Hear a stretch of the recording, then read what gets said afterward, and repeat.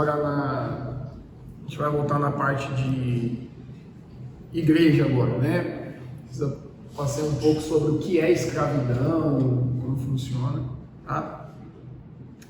O que nós temos que entender aqui, ó, é o seguinte.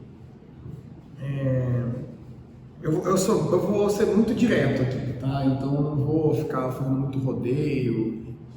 Porque assim, muitas vezes, qual que é... Eu gosto de ser muito objetivo, por quê?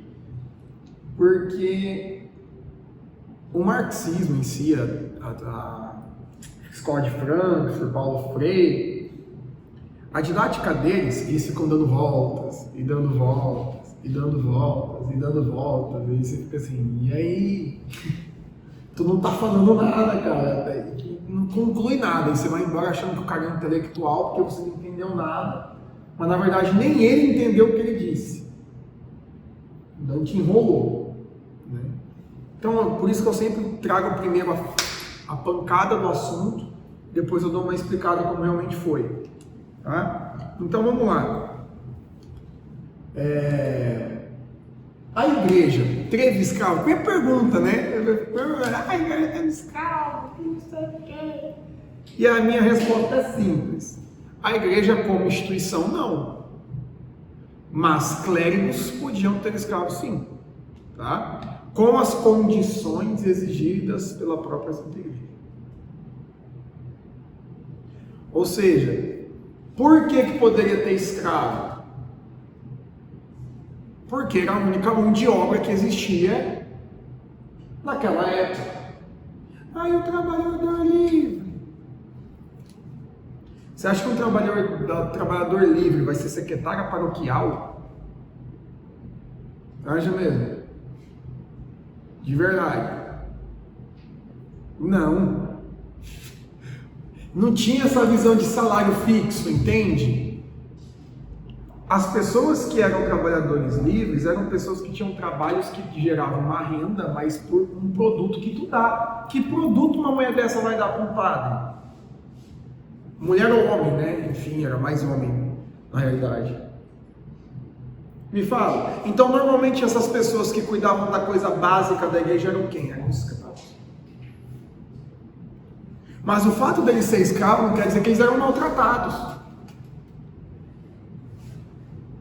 Muitos pais faziam isso aqui, ó. Usavam do salão paroquial para cuidar de negros doentes que não tinham condições.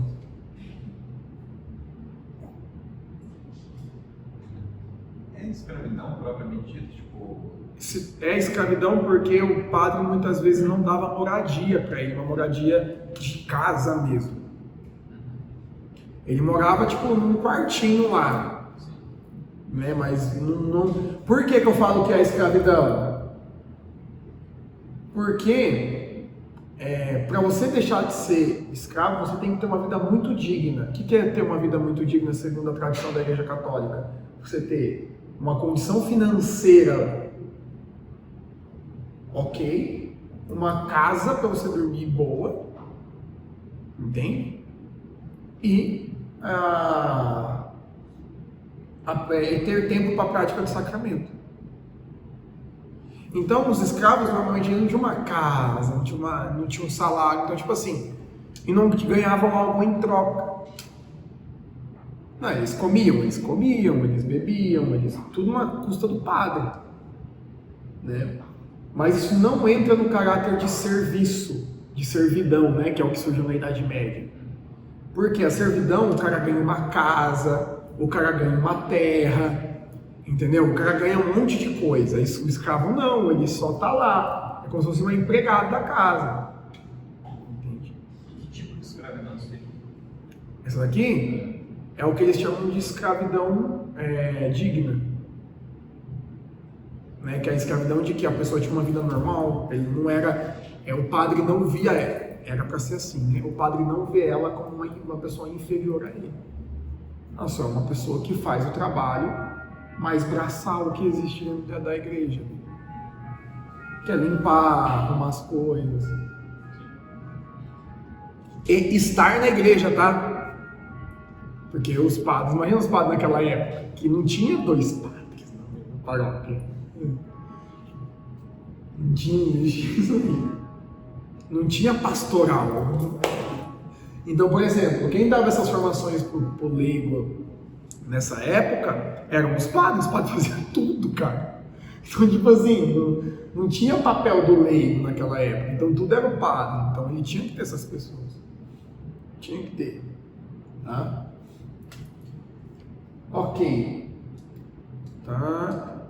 Muitos relatos históricos, como a igreja se posicionava em relação à escravidão, e todos eles simbolizavam uma preocupação com a dignidade. Então existiam muitos relatos que mostravam que a igreja nunca foi a favor, mas a igreja nunca foi contra. Mas se caso for necessário você aplicar, que pratique-o com dignidade. Era mais ou menos esse discurso que a igreja usava. Tá? Então, vamos ver aqui alguns documentos e posturas que a igreja tomou no decorrer da história. Tá? Então vamos lá. Foram aproximadamente 30 concílios que aconteceram na história que debateram os assuntos de escravidão. Não, na história. 30 concílios na história. Professor, não é pouco? Não. Pensando que hoje você consegue aplicar o que foi escrito no concílio do ano 1000, entende? Porque a nossa igreja não anula um ao outro. Então existiu 30, mas um complementou o outro, que complementou o outro, que complementou o outro. Chegou um momento que não precisa mais, já está tudo esmiuçado, já está tudo respondido, já está tudo explicado, não precisa fazer mais.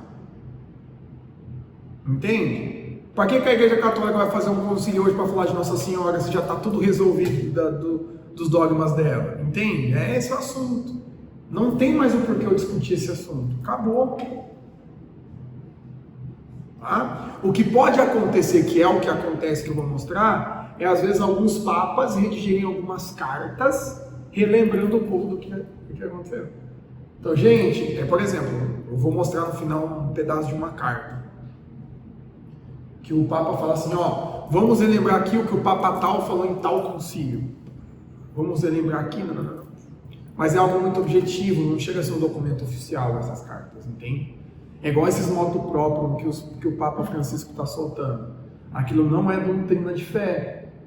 Então, se o próximo Papa quiser tirar o que ele tinha colocado, o outro Papa pode com tranquilidade. Porque são cartas. E essas cartas normalmente são temporais. Como assim? É para agora. Para esse momento. Daqui a uns anos não precisa mais. Entendeu? Já documento, concílio, é algo que é para ficar. Entende? É algo que vai continuar. É um negócio que é documento, é provado. Tá? Então vamos lá. Santo Ambrósio foi um dos que escreveram. Além desses documentos, além dos concílios, tá? Santo Ambrósio tem um documento chamado The Offices, que mostra a importância da dignidade que o escravo necessita. Tá? O Papa Gregório I, São Gregório, também direcionou o povo em relação à escravidão, ao ponto que os nobres, que eram chamados de duques, né, condes ou marqueses, que eram católicos na Idade Média, criaram a servidão. Então a servidão surgiu porque era tão difícil praticar a escravidão digna que seria melhor ser um servo. Porque a escravidão digna, naquela época, era muito difícil de ser aplicada. Né? E aqui, o que acontece? Também existiram cerca de 4 sínodos em relação à escravidão, que daí o sínodo ele é algo mais também como documento, mas sínodo é algo regional. Então, por exemplo, teve sínodos que, por exemplo, vamos supor que a escravidão já tivesse acabado, mas na África ainda continuou. Então, vamos fazer o sínodo da África sobre a escravidão. Entende? Então, tiveram cerca de 4 sínodos só sobre escravidão na história. Em algumas regiões que não tinha resolvido o problema da escravidão. Então, com base nesses documentos, tudo isso, o que nós precisamos entender? Toda aquela escravidão que eu ensinei para vocês da época antiga, ela tentou ser combatida em partes pelos gregos. Aristóteles, Platão e tudo mais. Porém, esses caras ainda defendiam bastante a escravidão. Então, os primeiros grandes doutores da igreja começaram a tentar combater isso com o que esses gregos falavam. Então, você vai pegar escritos de Santo Ambrósio, você vai pegar escritos de Santo Agostinho, que são homens que estavam totalmente preocupados com a alma daquelas pessoas, não com o trabalho delas. Então, quando você vai propagar essa ideia, ela começa a regenerar a moral que existe na mentalidade humana. Por quê? Lembra que eu falei que o início da escravidão era algo tribal? E a civilização continuou utilizando isso? Ou seja, no fundinho, ainda existe um tribalismo dentro da cabeça humana. Então a Igreja Católica veio para consertar isso. Falou, não, gente, tá virando um negócio feio aí, vamos tentar arrumar. Então eles corrigem isso, falando que escravidão, por que eles não condenaram a escravidão? Como que tu vai condenar a única mão de obra que existe, gente? Tipo assim, é muito difícil você proibir uma escravidão, ou você ser totalmente contra isso. Sendo que, em muitos casos, era o que tinha para você utilizar. Quando que os papas começam a bater mais firme em relação à escravidão? Quando já começa a existir outras mãos de obra. Você não, ó, vai por aqui não. Entende o que eu estou falando? Que é uma questão de você parar de olhar isso como olhar social e político, mas olhar como um fato histórico, que não tem o que você fazer.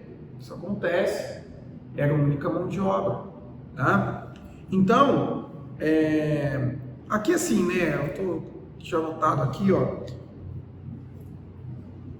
o cristianismo sempre se empenhou em combater os erros que existiam dentro da escravidão, porque para esses grandes nomes que eu citei, existia um modo, sim, de você ter um escravo de uma forma digna.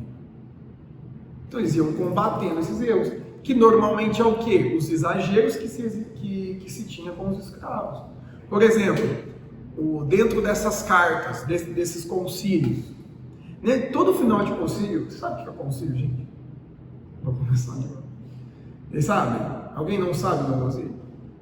Um concílio é uma reunião que o Papa convoca, chama todos os bispos de tamanha importância, se não todos os bispos que existem, para eles debaterem assuntos polêmicos.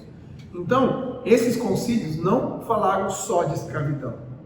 Eles falaram de vários temas da época, mas eles puxaram a escravidão como tema, né, sobre algumas questões mais objetivas. Então, aí no final de todo o concílio, tem um documento oficial dele, que é todas as decisões que foram tomadas nela. Né? Por exemplo, qual que é o documento do Concílio Vaticano II, que foi o último? O Catecismo da Igreja Católica. Entende? Eles sempre redigem um documento posteriormente ao concílio. Tá? E nós estamos falando aqui de uma época que teve concílio a cada 2 anos. Isso é um negócio louco, porque era quando a igreja estava se formando ainda. Então tinha muita coisa para debater, tinha muita coisa para conversar. Tá? Então esses bispos viviam viajando, eles viviam, não era de aviãozinho, né? Era um cavalinho, que legal. Já pensou que legal? Que simpático. Demora umas 2, hoje que você demora 2 horas, você demora 2 semanas, entendeu? Então tipo assim, coisa de louco, né? Então tá. A igreja também se preocupou nesses documentos em garantir a liberdade dos alforriados, por exemplo.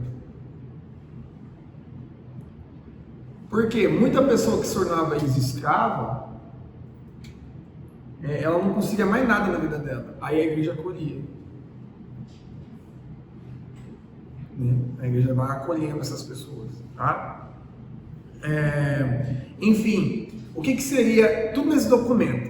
O que eles defendem? Porque assim, se eu for falar de documento por documento, meu amigo, aí eu vou ficar tempo, hein? Aí quem sabe a gente acaba às 6 horas de amanhã, né? Aí então é o seguinte: primeiro, direito a descanso. Segundo, não exigir mais do que ele possa trabalhar. Ou seja, tipo assim, vou pedir o Pedro carregar 5 pedras de 1 tonelada. Assim, mas como? Eu não posso exigir isso. E eles exigiam antigamente, tipo assim, os caras estavam nem aí.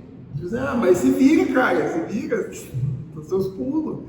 Então, sempre você focar no limite da pessoa. Terceiro, uma alimentação digna. Tem que ter uma alimentação digna para ele. Tá? E sempre você vai ver o termo bastante nesses documentos do quê? Os direitos naturais do homem. Ele precisa ter. Não interessa a mão de obra que ele trabalha. Vocês estão entendendo? O problema não é a mão de obra. O problema é o exagero que se tem sobre ela.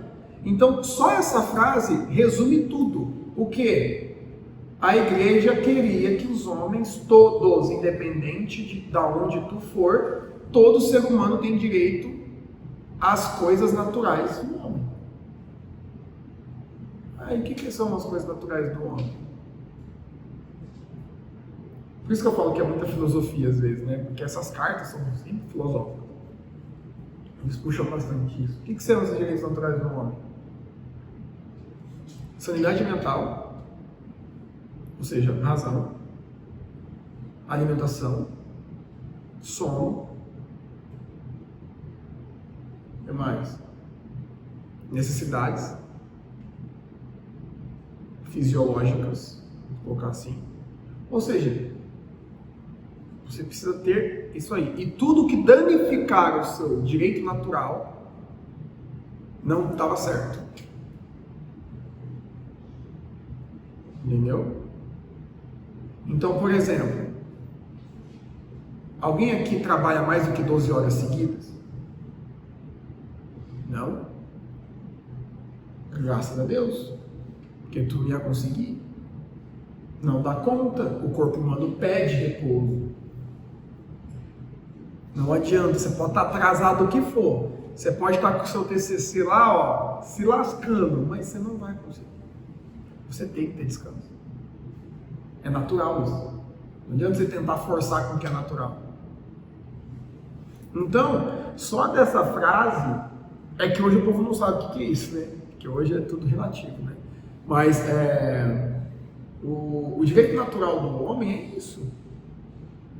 Quando uso o termo homem, tá, gente? Estou querendo dizer ser humano, né? Porque é um termo filosófico e vai embora. Então, eles sempre se preocuparam com esse direito natural. Então, a igreja nunca foi a favor da escravidão e nem contra, até porque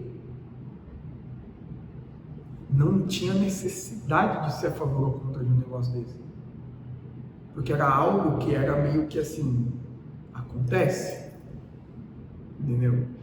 Não tem o que fazer, mas alguém precisa ir lá minerar, não precisa? Eu vou fazer o quê? Ainda mais numa sociedade que não existia salário, como que você vai falar? O que você vai falar para um cara numa época que não tem salário? Não vai ter mão de obra escrava. Ou seja, não tinha esse negócio de assalariado. Então quem que você vai mandar minerar lá? O ferreiro? O carpinteiro? Mas você também precisa do ferro do cara. Você nem precisa do cargo. Você está entendendo? Por isso que não existe um documento que proíbe dentro da igreja, até hoje, não existe um documento oficial que proíbe a escravidão. Ela direciona as nações. Por exemplo, a carta que eu vou mostrar no final da aula é do Papa, que ele direciona os reis a acabarem com a escravidão. É o máximo que você vai encontrar. Mas entende que a igreja não pode fazer um negócio desse?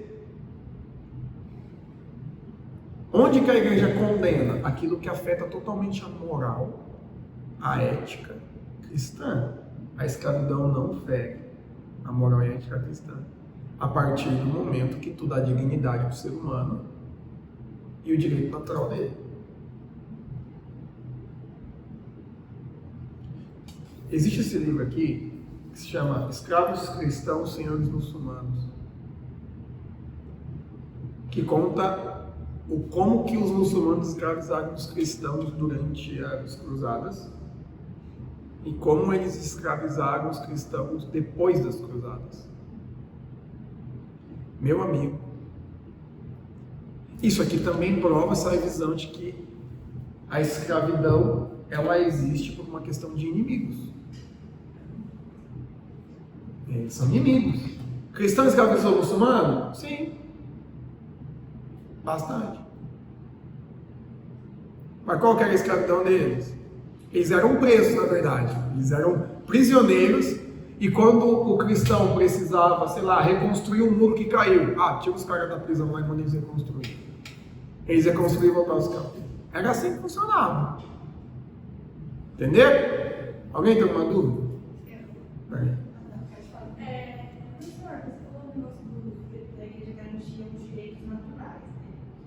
E tem esses direitos também, tipo assim, formar uma família, casar, essas coisas, né?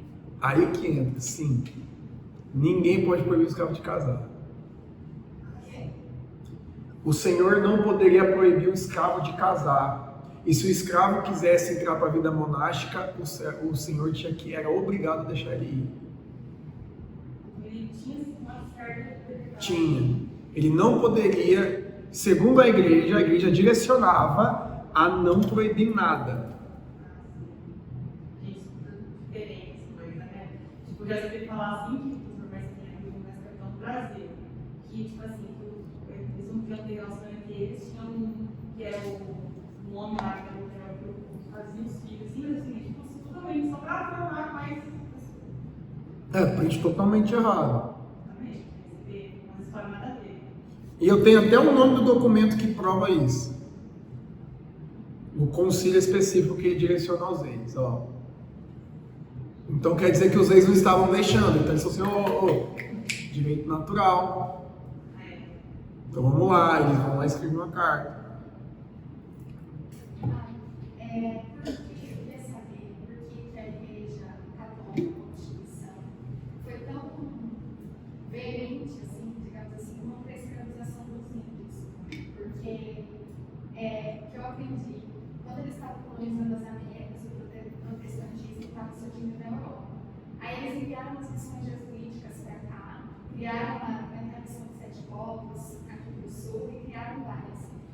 E os jesuítas sempre foram muito contra a escravização do índio e a favor da catequização. E tanto que eles tiveram muito conflito com os bandeirantes quando eles estavam adentrando no Brasil, que a igreja sempre foi muito veemente em relação à escravização do índio, mas não do negro. Olha, como que acontece?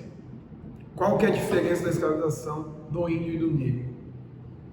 A mesma regra que existia para o índio era a mesma regra que existia para o negro. Ponto. Nessa época, 100% da sociedade africana ou era pagã, politeísta, né, tinha suas religiões lá, ou era islâmica. Tá, então essas pessoas, elas tinham uma outra visão de mundo. E outra, a igreja não conhecia os índios. mas conhecia os africanos. Então, vamos lá. As mesmas regras eram para todos os lugares do mundo que a igreja colocava. Se é algo decidido em concílio, não é só para uma sociedade, é para todas. Agora, se o povo não aplicou ou não, aí o problema não é da igreja. Aí é o problema do rei que não aplicou. Entende? Por que a igreja católica se posicionou contra o índio? Porque a gente estuda a história do Brasil só. A gente não estuda a história da África. A gente não estuda a história dos países africanos, ou enfim. O mesmo movimento que aconteceu no Brasil aconteceu na África. O mesmo. Colonização? Hã? Colonização? Não colonização, encontro mesmo. Da mesma forma que quando os europeus chegam na África, a igreja falou, antes de tentar escravizar, é necessário evangelizar. É a mesma regra para o índio. Mas qual que é a diferença? O africano não cedeu. O africano foi muito mais violento que o índio. O índio cedeu. O índio fez amizade com os portugueses. O que acontece? Nas cartas, principalmente nessa história da província de Santa Cruz, de Gandalf, que foi um cara que veio junto na segunda embarcação portuguesa, em 1530, mais ou menos, ele relata que os índios eram puros. Olha só. Puro. De coração. Porque tudo que você falava eles acolhiam. Pô. Aí o rei de Portugal, não foi a igreja que fez a ascensão do índio, foi o rei de Portugal. Não foi a igreja. Então o rei de Portugal fez o quê? Ô louco, se eles estão adeptos, então vai aqui um decreto, proibir escravizar índio. Entende? Mas o africano, podemos usar esse termo, talvez, ele é mais radical com a sua religião do que o índio. Entendeu? O índio sabia lutar, o índio só lutava para se defender. Tipo isso. Mas eu acho que é porque também os africanos eram bem mais fortes do que os índios, né? Eram bem mais incorporados. As tribos africanas eram maiores, entendeu? O islamismo já tinha chegado lá. Então, tipo assim, tem todo um panorama. Pode dizer que os reis da época pensavam que seria justo por ele não ter aceitado a catequização, eles serem escravizados? Sim. Mas, mesmo assim, a igreja falava que tem que ter direito natural. Não interessa se tu era pagão, se tu era até islâmico. Não é à toa que nem quando aqui tem, né? Óbvio que o muçulmano escravizou muito mais cristão do que ao contrário. Mas quando os cristãos escravizaram os muçulmanos,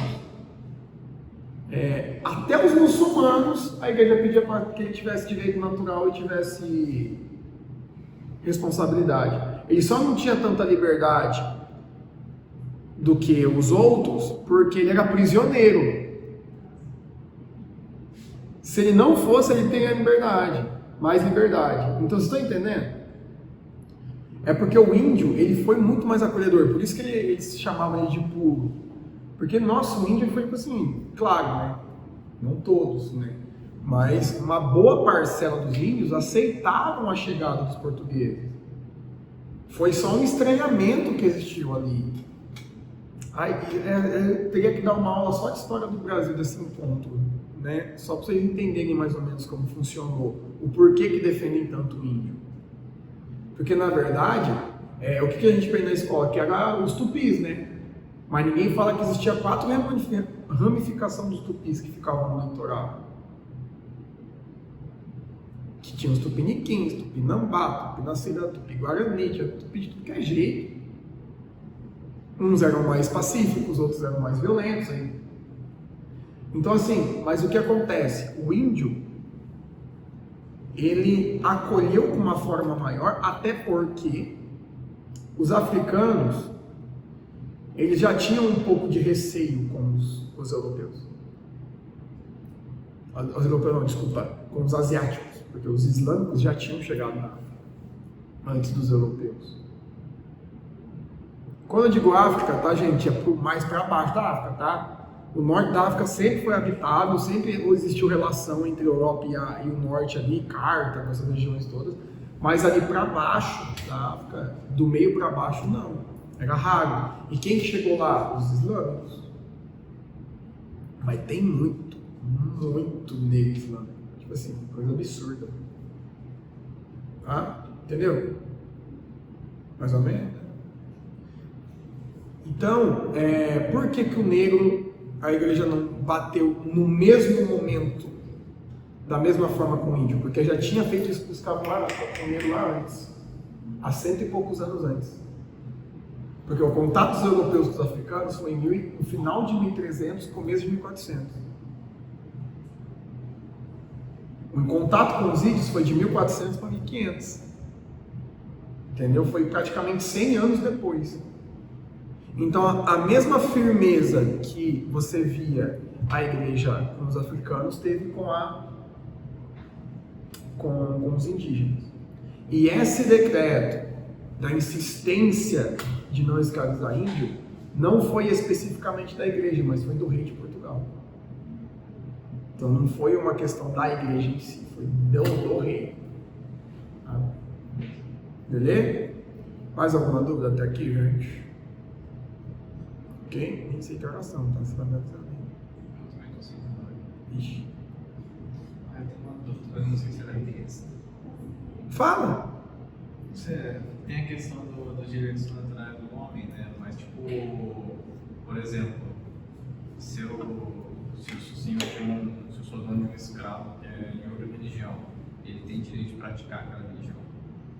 Ao seu critério. Não é direito natural isso. Porque é uma escolha, né? Natural é algo que não é escolha. É um negócio que é natural, tipo, simplesmente acontece. Agora, você cultuar uma religião é algo que é escolha. Mas eu nunca vi a igreja falar que é proibido cultuar outras religiões. Não existe documento. Então ficava muito ao encargo de quem era dono do escravo em si. E outra pergunta, tipo, tem algum limite definido, tipo, de quando que escravizar começa a ser pecado mortal?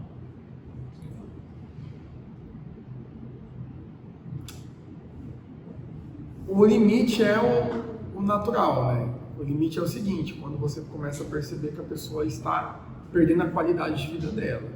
A questão de ser digno. De digno ou não. Porque daí é o pecado... Então, esqueci. Eu não sei qual, mas você tirar a dignidade de alguém. Eu vi num documento da igreja uma vez que você roubar a dignidade de alguém é contra o mandamento de não furtarás, não roubarás.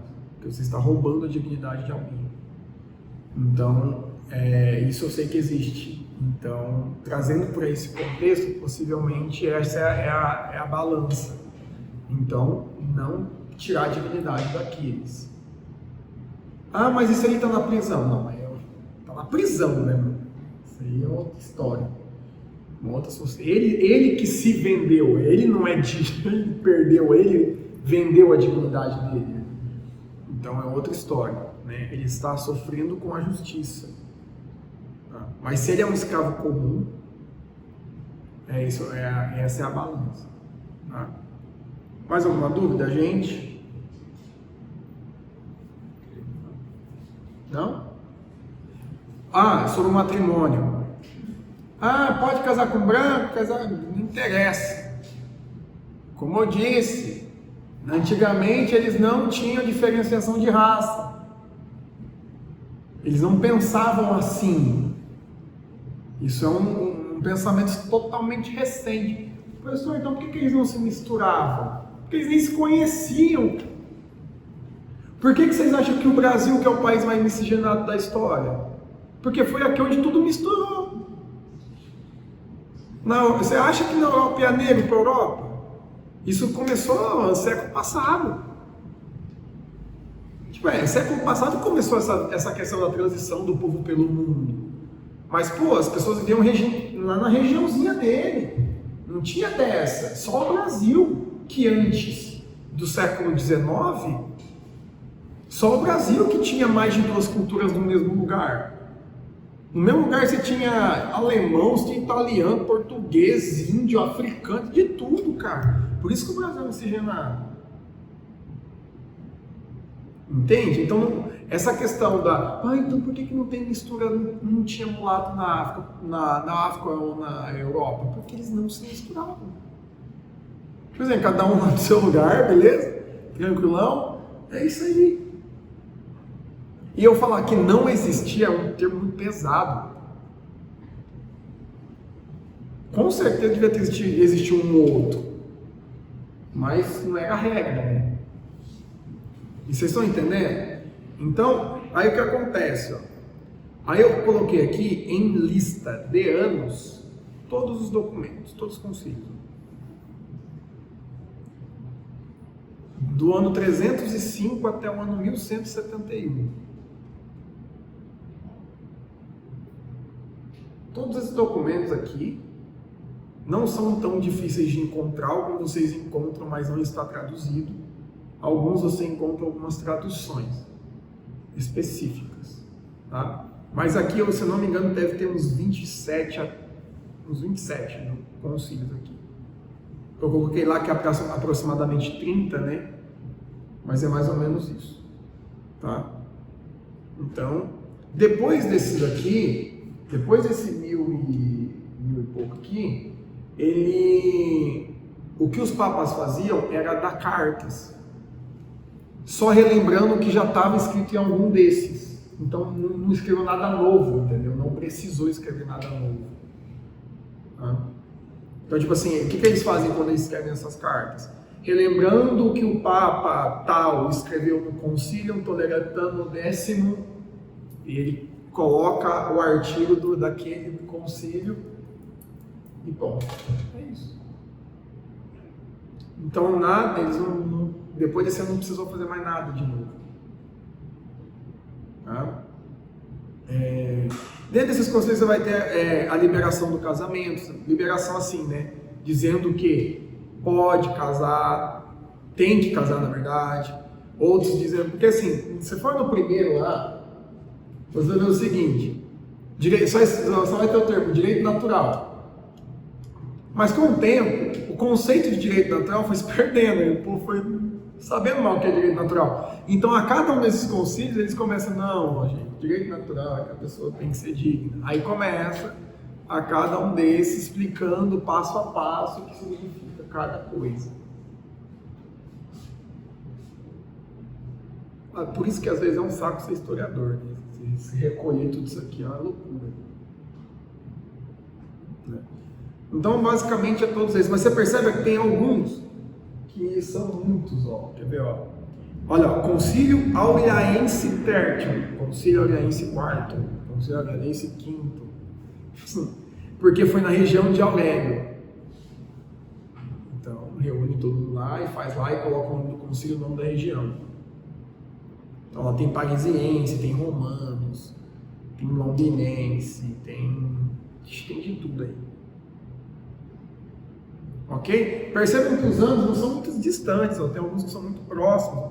Olha lá, 1538, 41, 49. E ó, lembra que eu falei que a partir do Papa Gregório, São Gregório, né, que é doutor, Gregório Magno, o povo começou a deixar a escravidão para a servidão? Foi nessa época desses concílios aqui, ó, aurelianos, ó, 500 e pouco. Foi mais ou menos nesse período aqui. Por isso que esses mando de documento aqui, um seguidinho do outro, porque o Papa estava muito afoito para resolver esse problema. E aí você vai pegar ali, ó, não tem nenhum ano 700. Entende? Então você vai ter assim, alguns que são uma pancada, tudo numa porrada só, aí você vai ficar um tempão sem ter. Então isso era muito comum, né?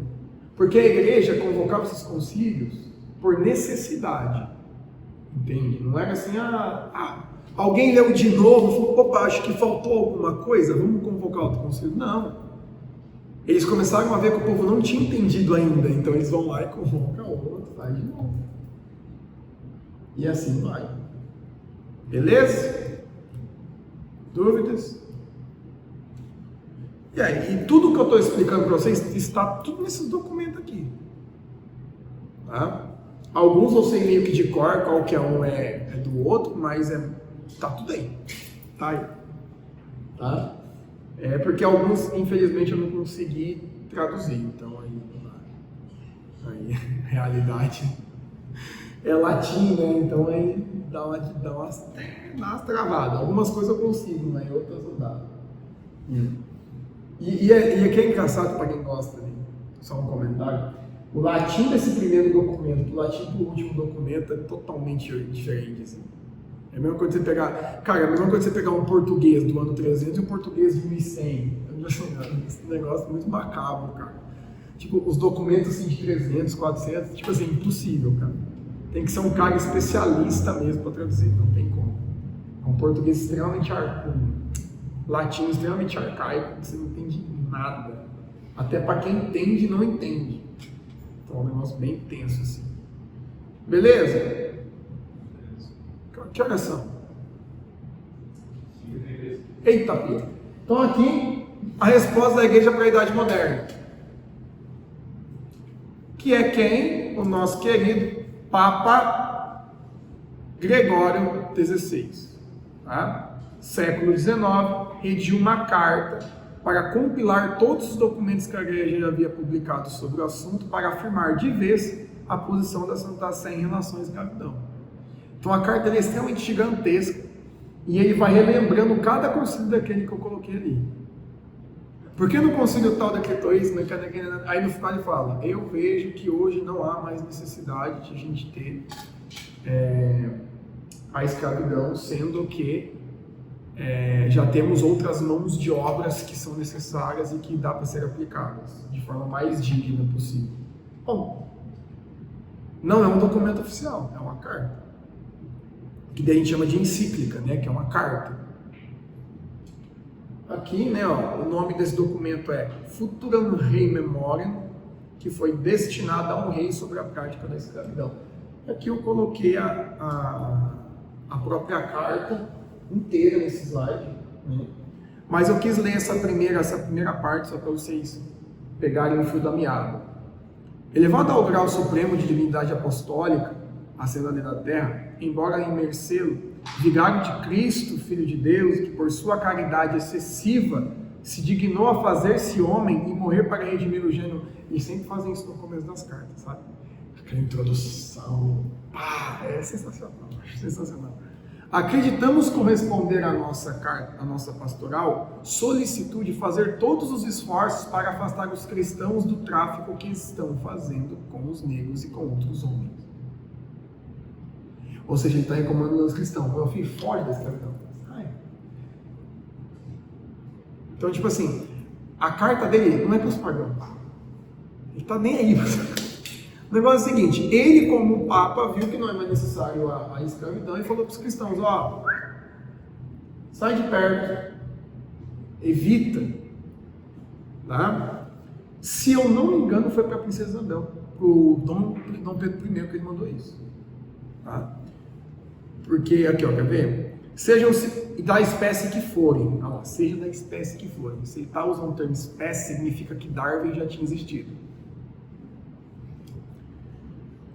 Tão logo começaram a difundir-se as luzes do Evangelho, os desventurados que caíram na mais dura escravidão, em meio a infinitas guerras daquela época, viram ir melhorando sua situação porque os apóstolos, inspirados pelo Espírito, inculcavam nos servos a máxima de obedecer aos senhores temporais como o próprio Cristo, e de resignar-se com todo o coração à vontade de Deus, mas ao mesmo tempo impor aos donos o preceito de se mostrarem humanos com seus escravos. Ou seja, ele está escrevendo aqui que é o seguinte, essa parte eu acho sensacional, que foi pelos apóstolos de Cristo que a escravidão deixou de ser algo animal. A Igreja Católica dignizou a escravidão.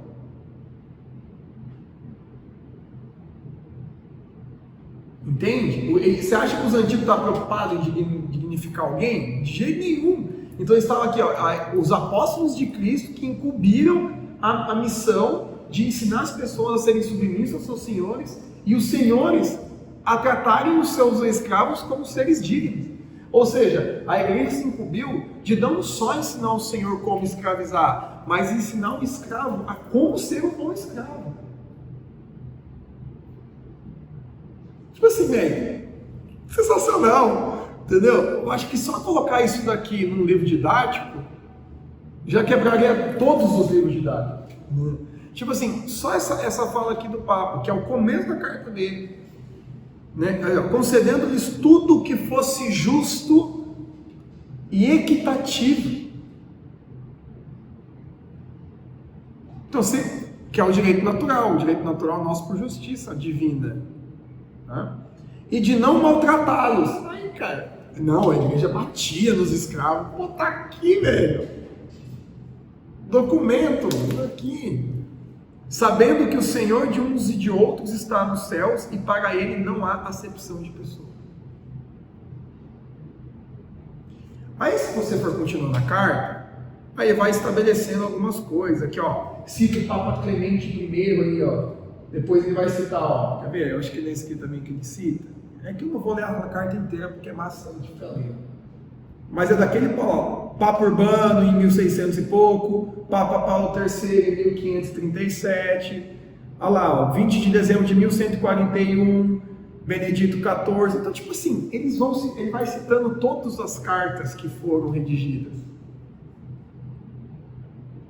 Lembrando as pessoas do que a igreja acha, do como que é essas coisas. Aqui do Papa Pio II. Tipo assim, cara, é sacanagem, né? Imagina a memória do cara desse, o tanto que o cara deve ter lido para poder escrever um negócio desse. Junto um grupinho e fala assim, cada um leu o que vocês achassem. Exatamente, quando cada um faz uma partezinha também.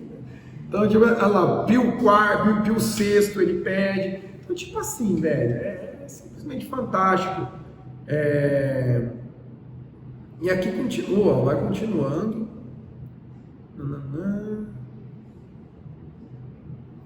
Enfim, aqui daí acaba essa parte da carta que eu peguei, né?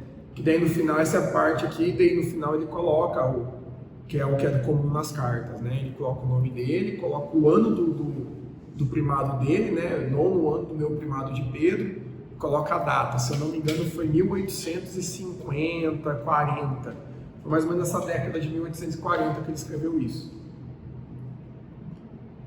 Né? E olha como que, cara, eu fico indignado. Por quê?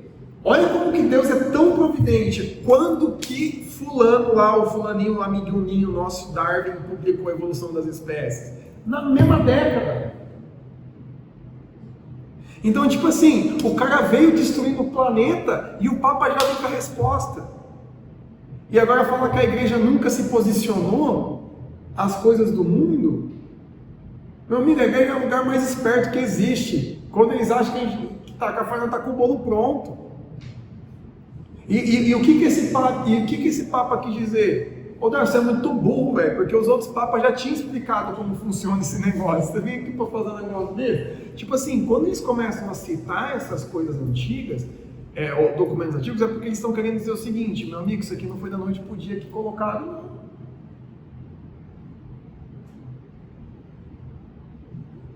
Vocês entenderam isso? Beleza? Não ficou nenhuma dúvida, né? E aqui no final, né, até coloquei depois eu cheguei aqui, né, alguns santos que eram negros ou foram até mesmo escravos. O São Martinho de Lima, ele foi escravo do começo ao fim da vida dele, de um convento. E é santo. Sabe quem que era o melhor amigo dele? Santa Rosa de Lima. Era branca, era a mulher mais linda da América. é a padroeira da América, né? Ela foi a primeira santa canonizada da América, Santa Rosa. Esse aqui é no México, esse São Martim.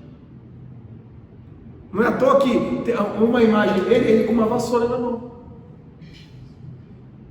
Porque ele era o homem que cuidava do convento. E era escravo. Porque não tinha outra mão de obra. E foi santo. Santa Baquita, sensacional. Santa Baquita nem se fala, cara, Santa Baquita. Santa Baquita, ela foi santa por causa do seu mestre que entendeu o que a igreja queria. Ela era escrava de um mestre. E ela não era maltratada. Ela na verdade, não era de um senhor maltratado. E ela queria ir para um convento. O mestre não deixava. Um outro católico comprou ela para deixar ela ir para o convento.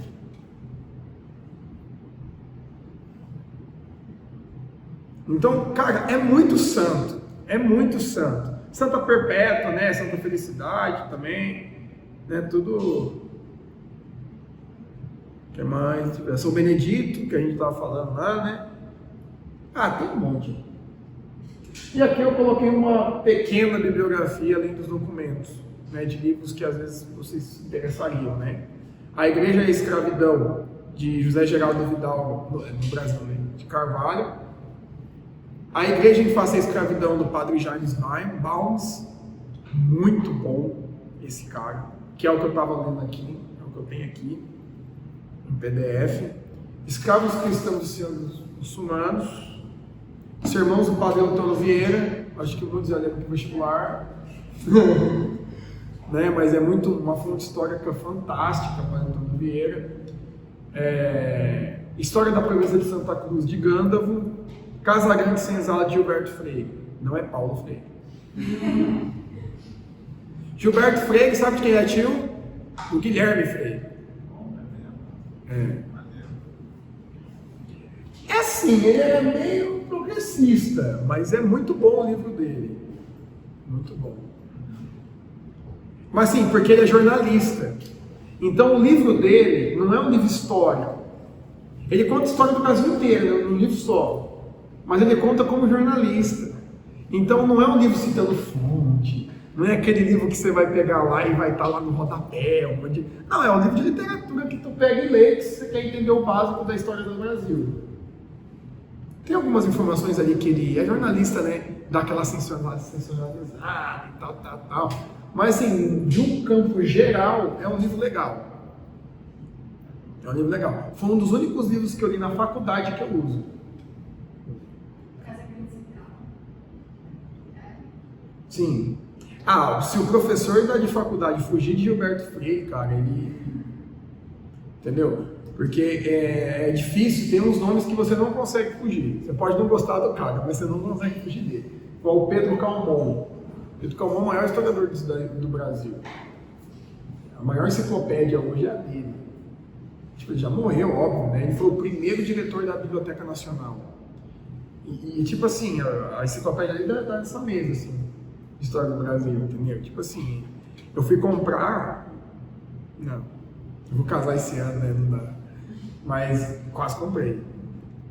Ela estava em promoção por R$790. Tá logo assim de livro, filho, tá ok, né? Mas o preço dela é uns 2.000, 1.500. É que eu vi num sebo pela internet, o cara ia mandar pra mim. Mas aí minha noiva não deixou, né? Aí a gente aceita, né? A gente tem que aceitar que ela tem razão, ela tem razão. Tem coisas que a gente pode achar em PDF, né? Vamos lá. Por isso que eu fui para os PDF, gente, porque tinha tanto livro, eu falei, não, preciso economizar, não dá. Né? Mas é isso. De PDF aqui eu só tenho esses dois primeiros em um arquivo só. Eu tenho os dois em um arquivo só. Tá? Se eu não me engano, nesse daí da Igreja e a Escravidão no Brasil, fala do Zumbi dos Palmares. Né? Como a igreja se posicionou em relação a ele. Então, tipo assim, ele compara o como que o zumbi cuidava dos negros que ele libertava e como que a igreja cuidava dos escravos que ela libertava. Tipo assim, ele pega... não dá, você já imagina, né? Exatamente, nem se compara. Beleza? É isso por hoje. Alguma dúvida? O papel diferente foi intencional ou é esse daí padrão? Não, sempre é esse. Ah, Sempre é esse. Essa pintura, pra mim, se eu ver ela pessoalmente, eu acho que eu fico umas 3 horas na frente dela. Fácil. Não dá. Ela é simplesmente fantástica.